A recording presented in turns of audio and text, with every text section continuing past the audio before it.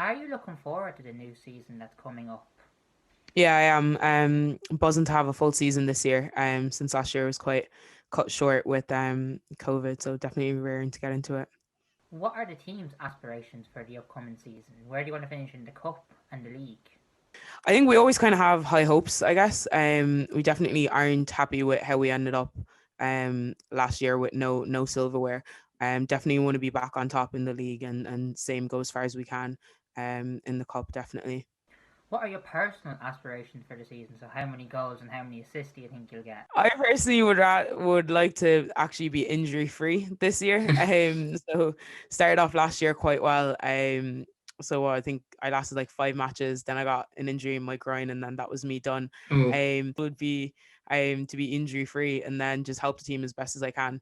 Do you feel you can inspire more black women across Ireland to pursue a career in sport? I don't know if I will achieve that, but that is definitely my hopes. I definitely would love to be an inspiration for any other young just girl, I guess, in Ireland, but definitely for the black or immigrant communities in Ireland. I think being one of the only black African girls in the league, it's definitely a weight I carry on my shoulder, and hopefully would like to do more with in grassroots and communities and stuff that, like helping integrate just kids in general into the sport, yeah. whether it's true sport or like outside, because I know how much it's really helped me and my family. Do you feel social media has added to racism in the past decade? I wouldn't say it's added it. I think it's definitely highlighted it. I think the black community were definitely aware of what was there. I think it's highlighted to the rest of the world. And I think that's why people get quite shocked, because people don't know that this is something that we deal with every day. Like even if it's it's not just in sport, to be honest.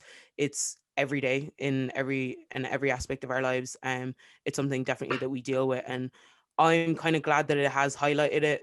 Because now it's something that can be tackled, because I think the flip side of things is that when you're a minority and you're trying to tell the majority about your struggles, it's hard to explain it to them if they don't experience it, or if they don't have people in if they're not part of diverse cultural groups.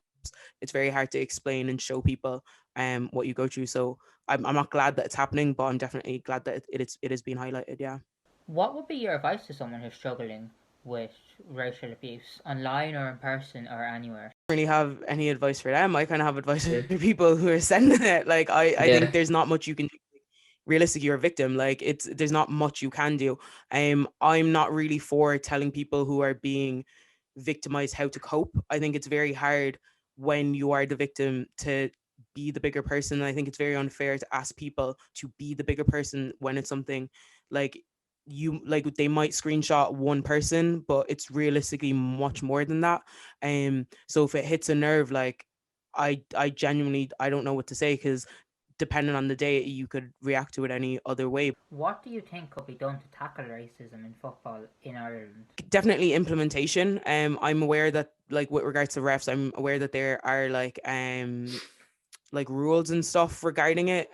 But the thing is that a lot of these policies are there in football. I don't know much about it in the women's game, but I know from the lads that I've Yeah. spoken to that there are rules and stuff about it. But the problem is implementation. Like, you're having like white male predominant like refs like dealing with racism. They also don't understand it, so it's very hard to ask them to implement it. But there needs to be a lot harder sanctions, and when it comes to these things, like, and there really needs to be a zero If you tolerance. don't mind talking about it, have you ever been affected by racism in football before? Not that I thought it was at the time, but it was more like I scored like 5 goals and someone called me a monkey. Like it's just like from a young age, I've just known that if the first thing you see is my color, you've already lost. Because there's so much more to me than my color. So just to me, it's not something that I've had to deal with on a daily basis, thank God. With regards to the overt side of racism. But the hardest things is the microaggressions that people don't know is actual racism. Like, people think that it's a name calling and actual aggressive like acts that is mainly racism. But there's a lot in it, and that's why it's so hard to explain and so hard to deal with, because it's more, you see more microaggressions, like people saying stuff about your hair, people saying stuff about the music you listen to, people saying about like backgrounds and stuff like that. It's those kind of things that, like, I personally have been blessed with people around me that have seen me more than my color, for the majority of my athletic career. Wexford Youths will try to get back on top of the league this season, and Vanessa will carry on being a role model for many black women across the country.